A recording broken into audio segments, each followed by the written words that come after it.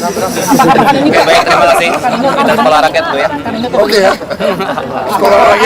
Sekolah rakyat nanya Menko Polhukam. Prabowo tahan dada seskap Teddy. Hendak halangi wartawan wawancara reshuffle. Sekretaris Kabinet, Seskap, Teddy Indrawijaya sempat menghentikan wawancara jurnalis dengan Presiden Prabowo terkait calon Menko Polhukam dan Menpora. Oke. Ya nanti tunggu waktunya biar kalian ada semangat. Teddy yang berada di dekat Prabowo menyela. Teddy inginnya wartawan bertanya soal program sekolah rakyat saja. Ada semangat. Oke, baik, terima kasih. Kita sekolah rakyat tuh ya. Oke ya. Sekolah rakyat nanya Menko Polhukam. Pak, tadi kan sempat interaksi dengan siswa sekolah rakyat, Pak ya. Jadi apa Pak yang jadi disampaikan, Pak? Prabowo pun tersenyum melihat aksi Teddy. Prabowo sempat menahan dada Teddy seolah memberikan sinyal tak mengganggu wartawan. Seskap Teddy dinilai sebagai sosok yang paling dipercaya oleh Presiden Prabowo Subianto di Kabinet Merah Putih.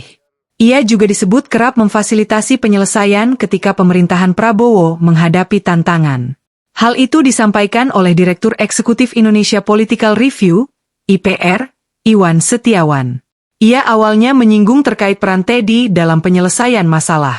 Saya lihat yang bergerak cepat memfasilitasi koordinasi dan penyelesaian masalah adalah Seskap Teddy, kata Iwan kepada wartawan dalam pesannya, Sabtu, 13 September 2025. Iwan menilai, Seskap Teddy sebagai salah satu yang paling dipercaya oleh Prabowo.